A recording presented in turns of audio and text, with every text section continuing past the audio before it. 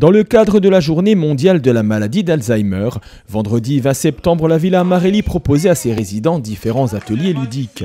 Grâce au concours du comité départemental handisport de Moselle, les participants ont pu découvrir de nouvelles activités tout en mettant leurs facultés à contribution. On met en œuvre pour l'occasion des ateliers spécifiques, type boccia, on a de la sarbacane, de la fléchette pendulaire et on avait aussi de la danse assise. J'ai du choréamphite aussi, c'est une Silverfit.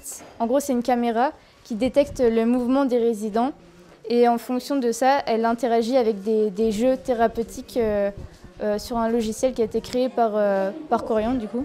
Ces ateliers justement ont pour but de mettre en avant, de travailler et solliciter tout ce qui est capacité cognitive, tout ce qui est travail de la mémoire, de la coordination visio-motrice. On a aussi de la préhension, c'est-à-dire les types de prises globales, fines, etc.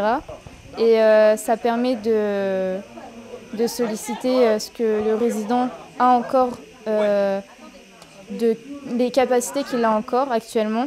Le but, c'est de les travailler et de les maintenir et même, si possible, de les augmenter, de les améliorer. Tout au long de l'après-midi, l'ensemble des résidents, y compris les unités protégées, les personnes fréquentant l'établissement de jour et aussi leurs familles, sont passés tour à tour dans les ateliers. Certains d'entre eux ont été très habiles et sont même parvenus à surprendre le personnel encadrant.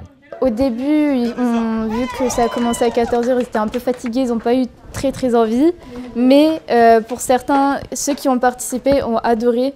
Et j'ai découvert que certains résidents adoraient aussi faire d'autres ateliers qu'on ne pouvait pas leur proposer.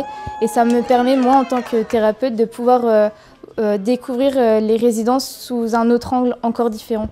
Et après l'effort, le réconfort, l'après-midi s'est poursuivi autour d'un goûter commun composé de crêpes réalisées le matin même par des résidents épaulés par Laura et Sabine.